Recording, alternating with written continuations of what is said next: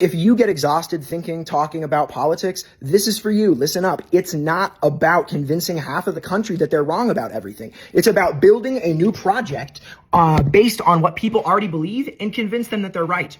Think about that Trump supporter in your life. Maybe it's your dad, maybe it's your brother, maybe it's your coworker, maybe it's the guy who comes in and installs the HVAC stuff in your house. Whoever it is, I bet they like Trump because he is anti-system, because he codes as a big middle finger to the people who've been in power managing the decline of the empire for the last few decades.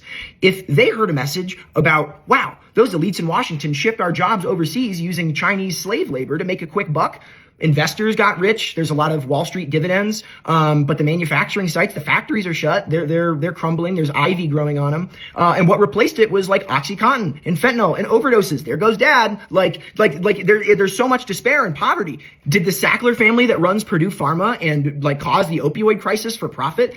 Did they get locked up in prison? No, they spent some of their billions to buy off politicians to make sure that their asses stayed out of jail. It is a big old club, and 99% of us aren't in it. And if you lambast that club, that's where you focus your energy on. All this talk about, wokeness and pronouns and oh no, Bud Light, how to translate, all of that is meant to distract us from talking about this stuff right here, because that's what breaks through to your dad. When you talk about how corporate America has sold the average American down the river for a quick buck, that is what basically everybody believes. That's the vibe. Life is getting worse, and it's not because you're not working hard. It's not because you haven't pulled yourself up by your bootstraps. It's because they are rigging the game and buying politicians, and they have the media to make us all worried about the guy in the trailer park or the blue-haired leftist barista. But that's not what it's about. And you get very liberated once you break away from this Republican versus Democrat fighting for this middle 5%. No, half the country doesn't vote. And if you get into them, if you tell them that there's actually something worth believing in on the ballot, they will turn out. And that is a possibility that is so much more likely than convincing your dad that he's been wrong about everything for the last 10 years.